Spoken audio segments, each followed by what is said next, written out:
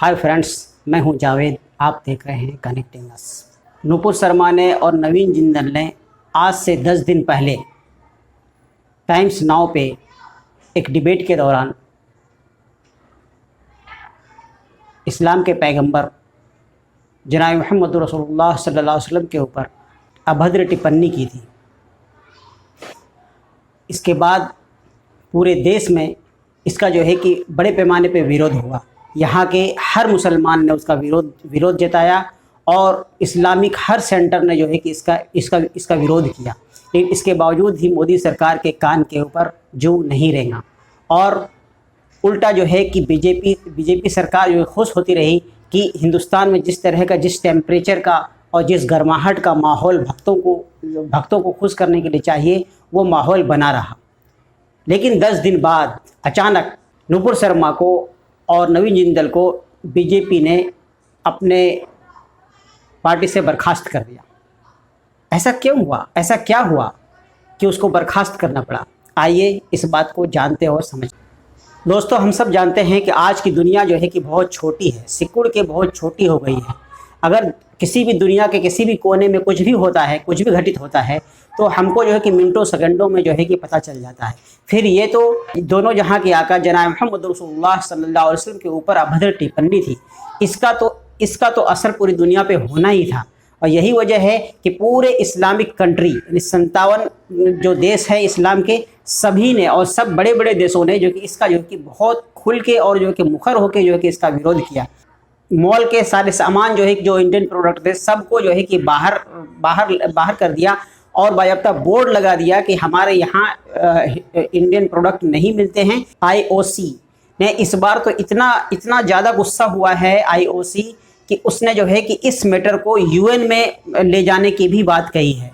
इसके अलावे उसने नुपुर शर्मा और उसके खिलाफ जो है कि FIR दर्ज करने की बात की है और कतर, ईरान, सऊदी अरब, कुवैत, इन सब देशों ने भारत से बाकायदा जो है कि ऑफिशियली माफ़ी मांगने की भी कोशिश की है। और इसका जो है कि भारत के ऊपर इतना बड़ा दाग लगा है कि इस वक्त जो है कि खाड़ी देशों के विजिट पे है हमारे और आपके वाइस प्रेसिडेंट ऑफ इंडिया। लेकिन उसको जो है कि एक रात्रि भोज की जो है कि दावत दी गई थी एक सऊदी कंट्री की तरफ से, और इस घटना के बाद उसको जो है कि कैंसिल कर दिया गया। उसको जो है कि दावत को जो है कैंसिल कर दिया गया। तो ये जो है कि भारत के नज़रिए से बहुत जो है कि शर्म की बात है कि हमारा एक बड़ा जो है कि वाइस प्रेसिडेंट जो गया हुआ है, उसको दावत भी मिला है, उसने अरेंजमेंट भी किया है, लेकिन इस घटना के बाद जो है कि उसको उस दावत को जो है कि कैंसिल कर दिया गया हो।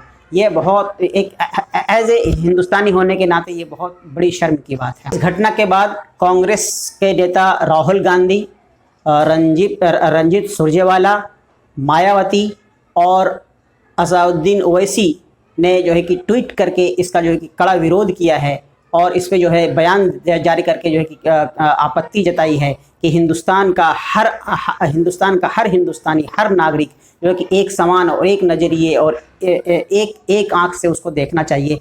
और जो कि कब जो है कि भारत सरकार और मोदी सरकार जो है कि यहाँ के मुसलमानों को एक आंख से देखना चालू करेगी, एम दर्जे का नागरिक समझना बंद करेगी।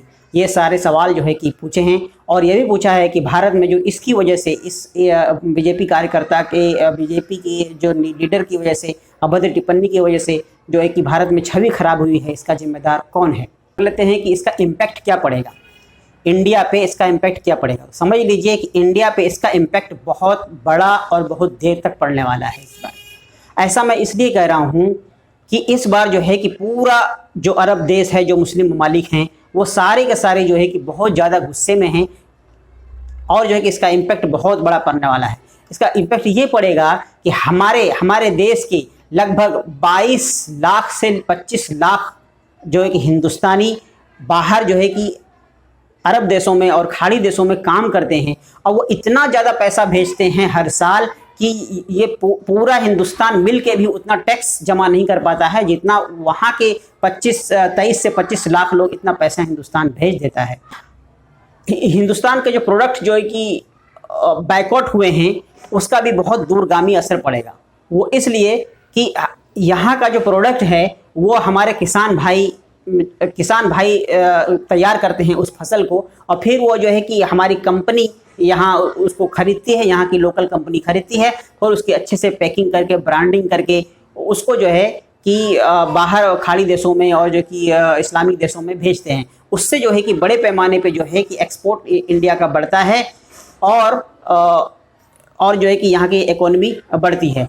अब ये देखेंगे कि जब एक्सपोर्ट ही बंद हो जाएगा तो हमारे किसान की कमर टूट जाएगी, हमारे जो एम्प्लॉय है वहाँ पे उसकी कमर टूट जाएगी। हो सकता है कि एम्प्लॉय जो है कि वहाँ से भेज दिए जाएं, क्योंकि ऐसा पहले भी हो चुका है और पहले भी हो चुका है कि बड़े बड़े अधिकारियों को जो कि छोटी सोच के और जो है कि इस्लामोफोबिया के से बीमार और ग्रसित थे, उसको जो है कि खाड़ी देशों ने, इस्लामिक देशों ने जो है कि टाटा और बाय बाय कर चुका है पहले। इन सब के अलावा जो बड़ा इम्पैक्ट होगा वो भारत की छवि, जो पिछले 70 साल में हमारे और भी जो प्रधानमंत्री हैं गुजरे हुए, जो पहले के प्रधानमंत्री हैं, उन सब ने जो मिल के खाड़ी देशों के साथ और इस्लामिक कंट्री के साथ और जो दुनिया वालों के, दुनिया के अलग अलग देशों के साथ जो रिश्ते बनाए थे, उसके ऊपर जो है कि एक टेंट लग गया, एक दाग लग गया, एक धब्बा लग गया।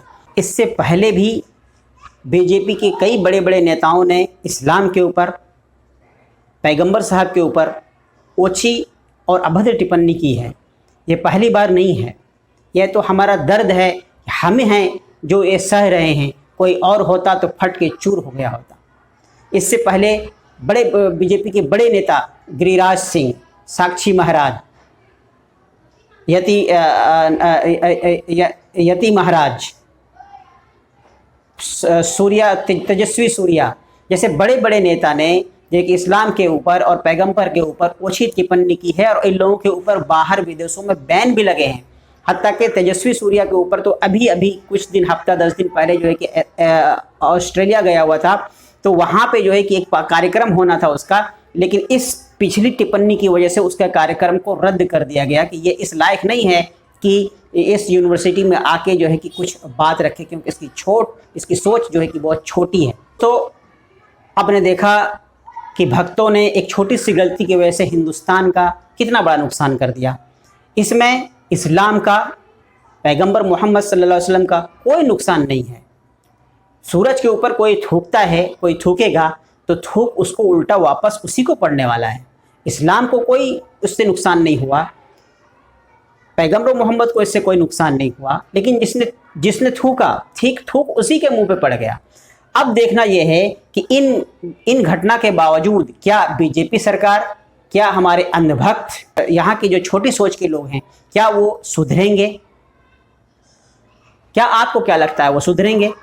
आप अपने कमेंट करके अपने कमेंट बॉक्स में ज़रूर बताएं। बहुत बहुत शुक्रिया इस छोटे से वीडियो को देखने के लिए। Thank you very much.